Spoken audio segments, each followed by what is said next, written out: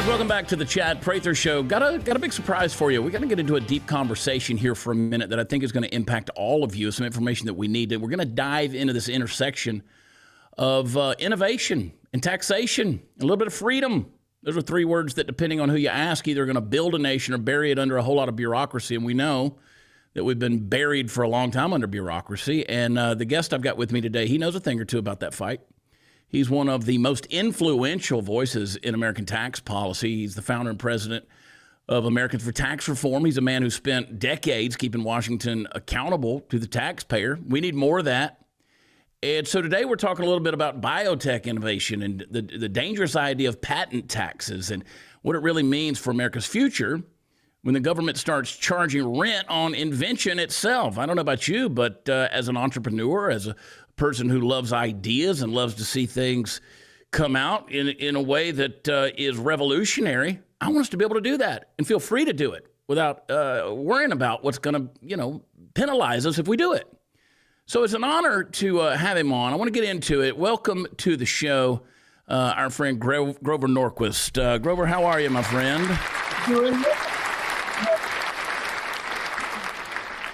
It's good to have you. I know that you've got the residue of the swamp on you there in Washington, D.C., and I appreciate your voice in so many different things. Talk to me a little bit about this.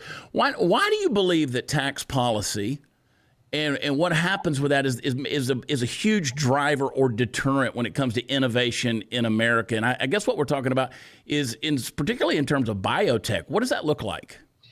Well, you can see it throughout history. Heavily taxed empires collapse.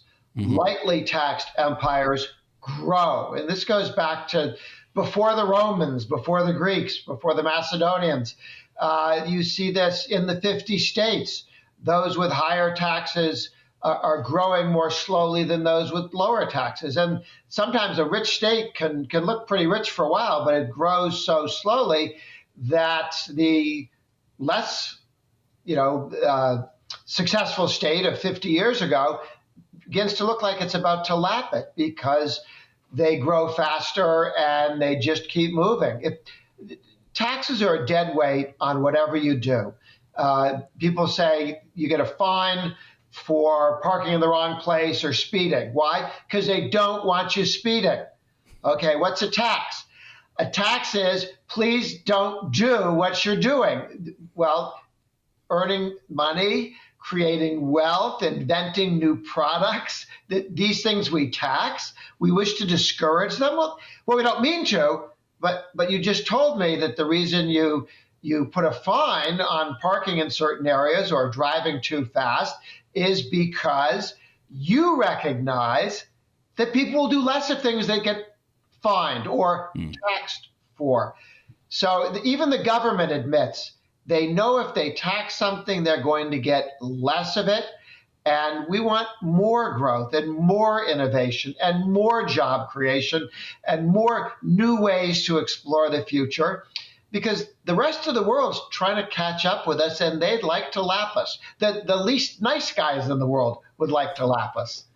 I know that there's a lot of people that'll be in the comment section of this program and they'll be talking about how taxation is theft, and we all hate taxes. We hate the bureaucracy that comes after us for those taxes, and we hate the reasons why we're taxed. And you've warned about overtaxing the patents that could crush innovation. We want to have the American dream here.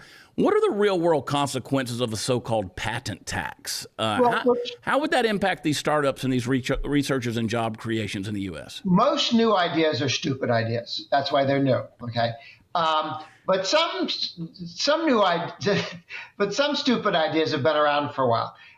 And there is this new stupid idea, and that is, let's have a debilitating tax on patents. When you have a patent, we'll tax it once, and then if it turns out to be a really good patent, we'll tax it even more, kind of like your house. If it goes up in value, we'll tax it more. And then we'll come back for a third, and we'll keep coming back and taxing you more and more whenever it turns out that your patent is worth more. Because right now you pay for the patent. All you need to do is pay to have somebody look at it and say, this is new. this is useful. You did invent it, so you have a patent on it.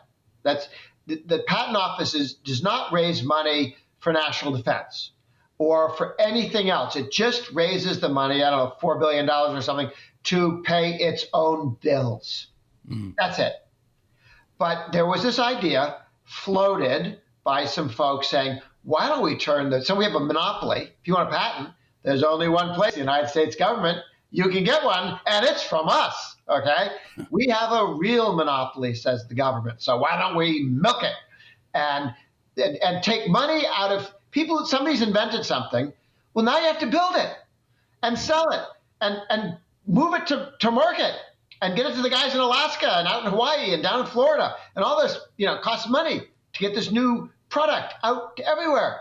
That costs money. Oh, no. If we catch you making more money, we're going to raise the fee of your patent. Here's the good news. It had a dead cat bounce. It was put forward by some of the bureaucrats, not from Trump, but people that Trump had trusted at one point, said, this is a good idea. It's not a good idea. And when it went out, everybody looked at this and said, this is the dumbest idea we've seen in a long time. America outcompetes the world by having more and better and valuable and competent inventions and being a country of, Benjamin Franklin's, for crying out loud, where somebody invents something cool, we go, that's a wonderful person. It's a bigger deal than being a movie star or football player. Everyone knows who Elon Musk is.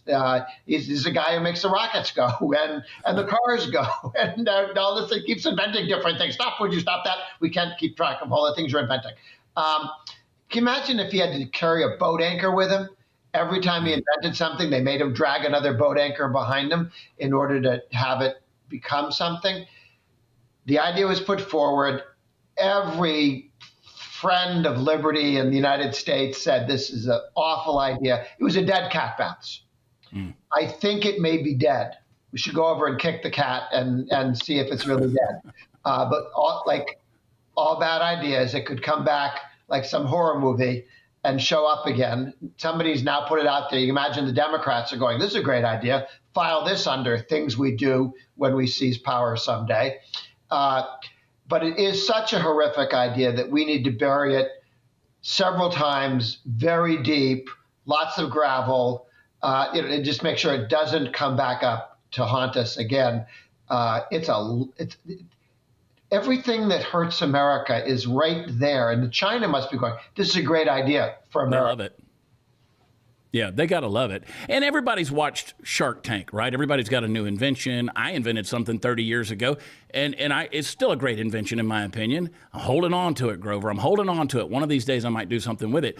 But even then, when I pursued that, there were so many hoops to jump through, and it was so expensive and so many different things.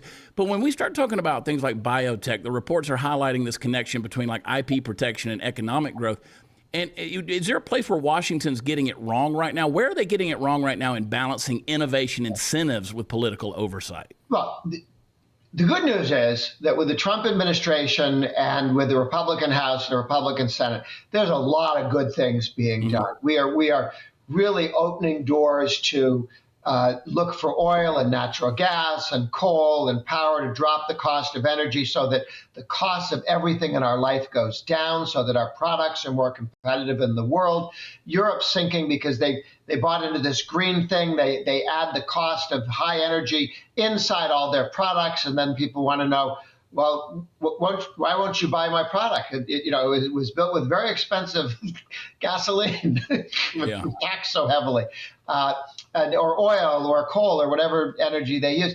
We're doing a lot of stuff right.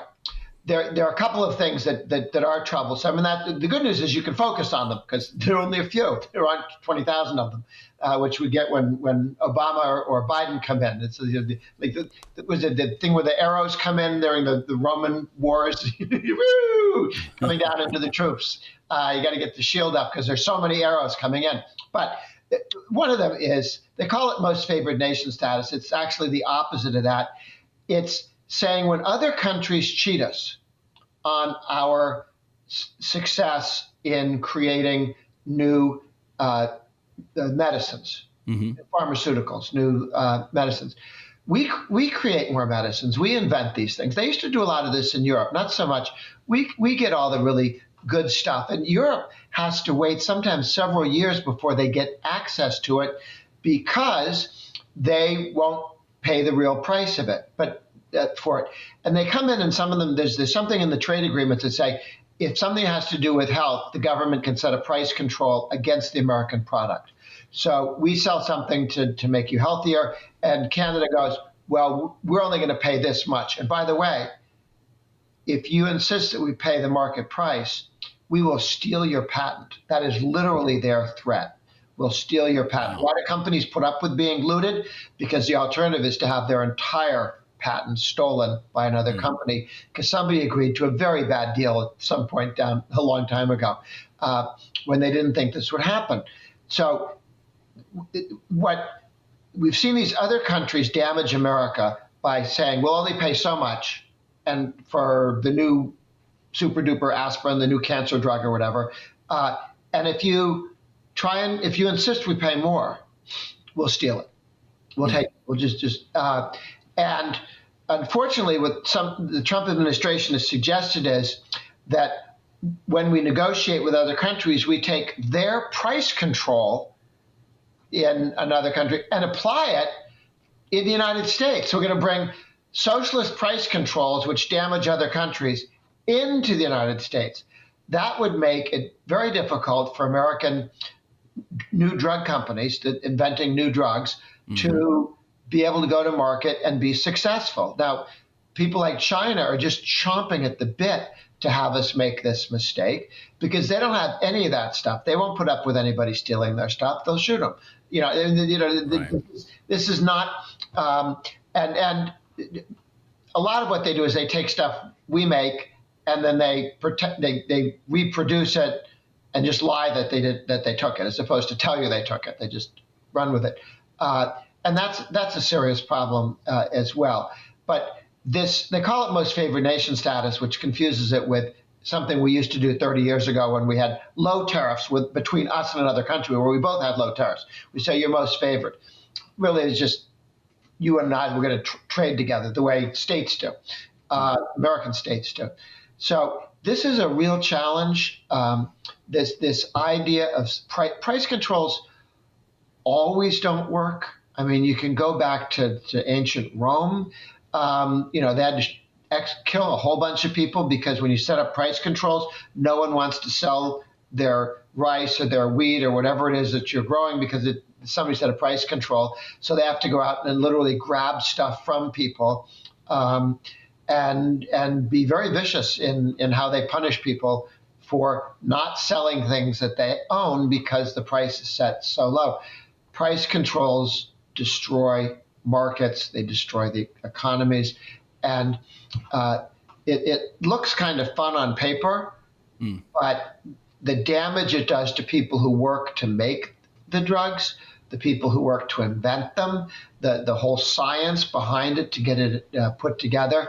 It would take one of the most innovative industries we have, where we circle the world and all the time doing better than other people do, and it will make us. Who would invest in an industry or a product if you knew at the end of the day there'd be a price control on it? And maybe it's a bad price control now, but you don't know that it won't completely shut you down later. Who's to say what happens to that lever? So we need to be taking a lot of the regulations that we have from Biden's year and the Obama years and all of the stuff going back to FDR, where they kept thinking of good ideas to put on top of American companies and American products, which were very damaging. We need to get rid of those things and free up the economy so we can leave China in the dust behind us, not hobble ourselves so that we watch China pass us as slow as they're going to be. I mean, they're still a socialist country. They have also, but you can be pretty stupid with price controls and make other countries get ahead of you. So when you're looking at the future of American competitiveness, like you're talking about here, if you don't fix this system, to some degree, stop this expansion and this heavy-handedness that's there, what do the next 10 years look like for the U.S. in terms of being leaders of innovation and technology? Do you foresee us getting passed up, or is there a way out? Is there hope? Oh, I think there's hope. I think we'll beat this. I think we'll win. We've faltered before. We've made mistakes. We've slowed down, and we've gotten back going. And I think Trump has been very good at, when something doesn't work, backing up and figuring out how to do it a better way. So I think as he looks around and sees what's happening to the pharmaceutical industries, they'll go, you know what, let's do a different way. But if we do go the route of price control, you just know that means less resources, money put into inventing new drugs, which means fewer new drugs for quite some time. Other countries will decide, well, I guess there's an opening here for us. Their products will be expensive, and expensive for us. So health improvements will take place slower. People will not get the life extensions that we've been getting. People will die sooner than they need to. And it'll cost the economy a great deal.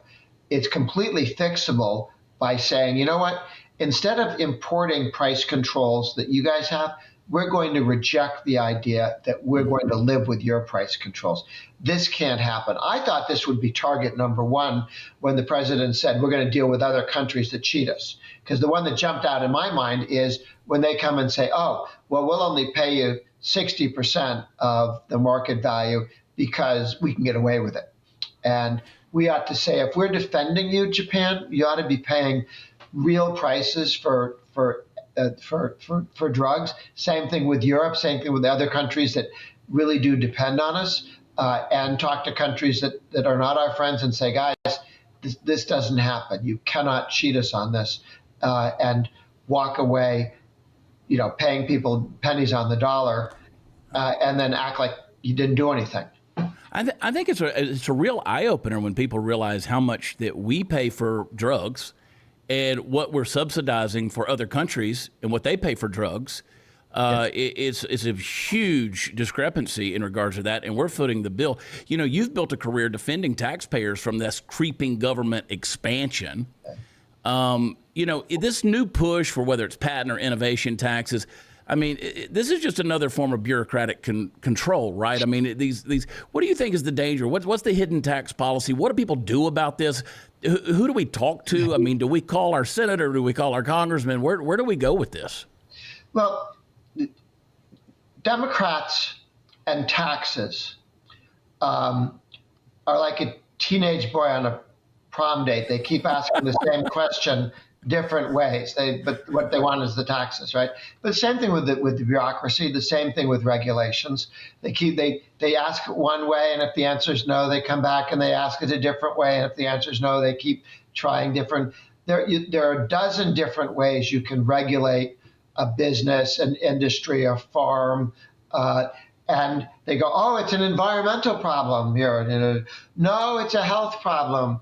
No, we think you're too big. Your farm is too big. And so they'll come from different angles until they finally find one that people will accept. They go, oh, yeah, that sounds right.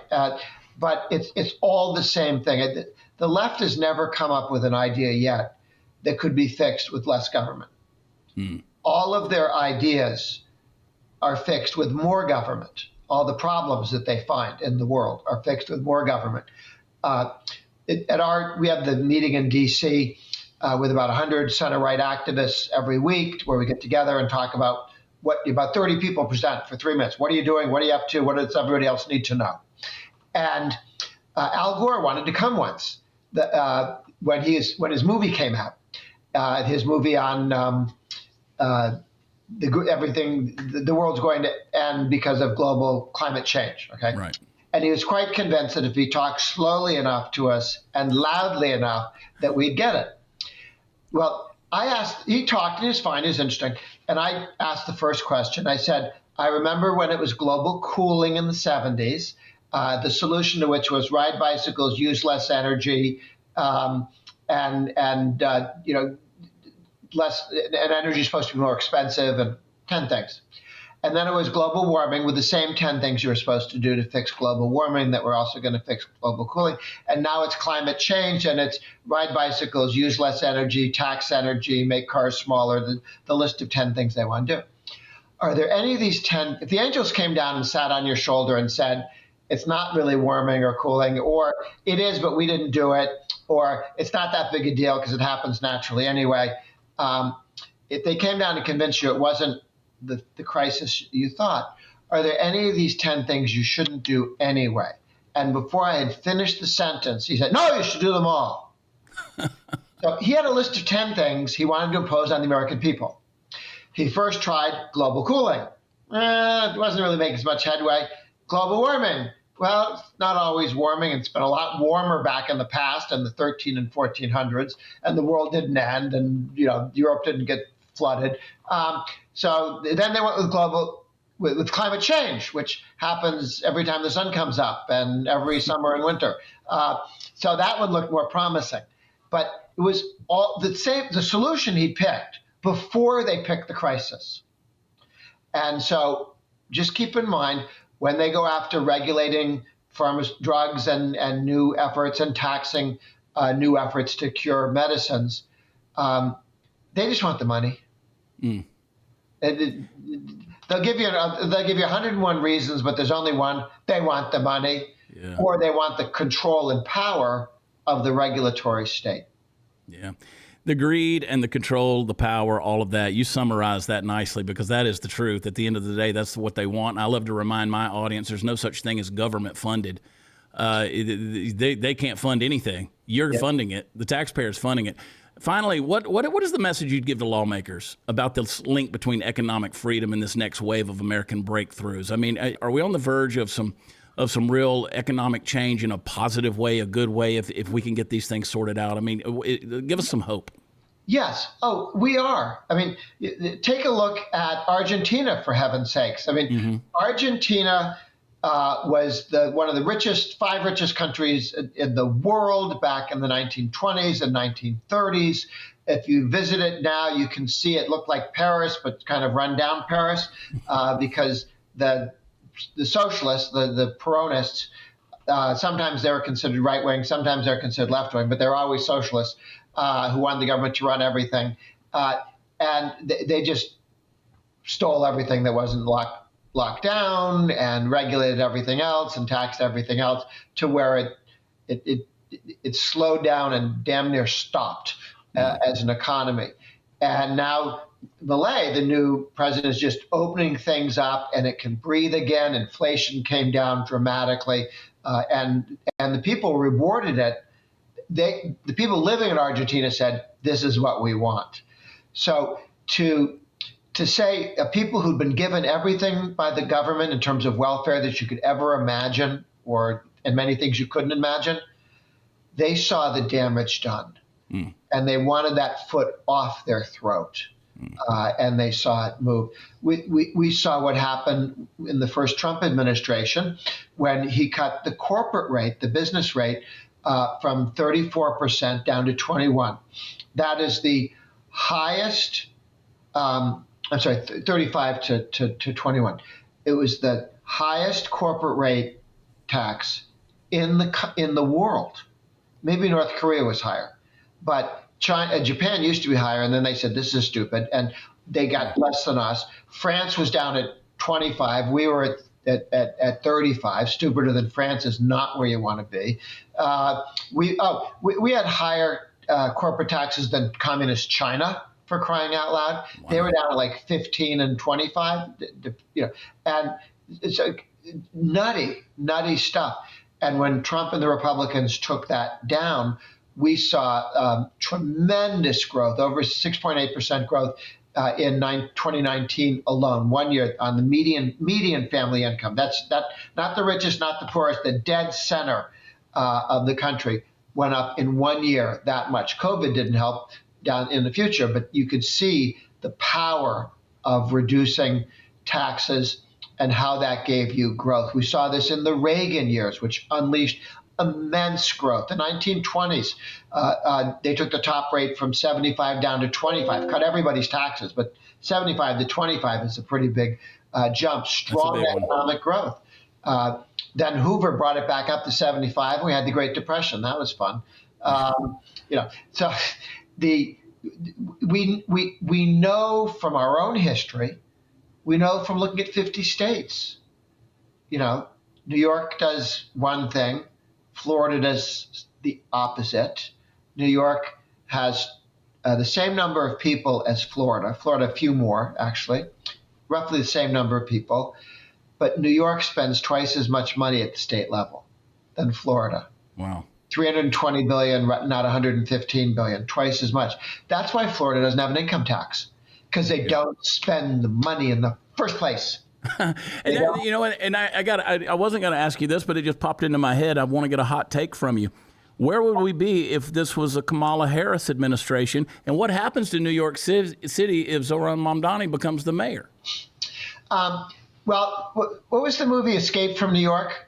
Yeah, exactly. A few years ago. I think it's a good idea. No one's life is a complete waste. Some people are bad examples, okay?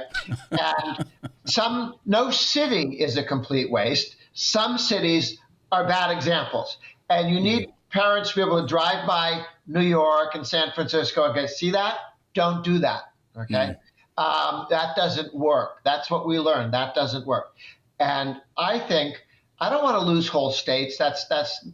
We need to save most of the 50 states that we can. I don't know if we can do Illinois, but we're going to try. But True. Some of these cities are just not going to make it. Detroit already died. I mean, it just emptied out. You can drive through Detroit, and there's nothing there for huge swaths, boarded up areas. It used to be one of the wealthiest cities in the country. Big government did that.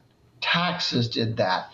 Labor unions that bankrupted the businesses in the neighborhood, that drove them all to southern states, did that. People left. The jobs left. And so there's a huge, I think New York will have a rough period, but people in New York are free to move. Yeah. And many do move to other states, other cities. In California, people leave San Francisco and move to other towns and cities, even in California, so they can be near neighbors. But several you talk to say, yeah, this is my first move. The next one's all the way out of California. But I thought in case they were going to fix things, I might hang around for a little while. But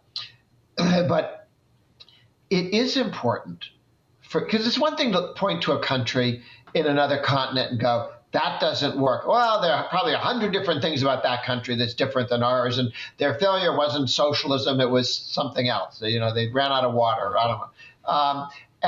But in the United States, we know all the states, most of them anyway. and when you see one go down, there's nothing wrong with the people. There's nothing wrong with the culture. It's the government that bled them dry.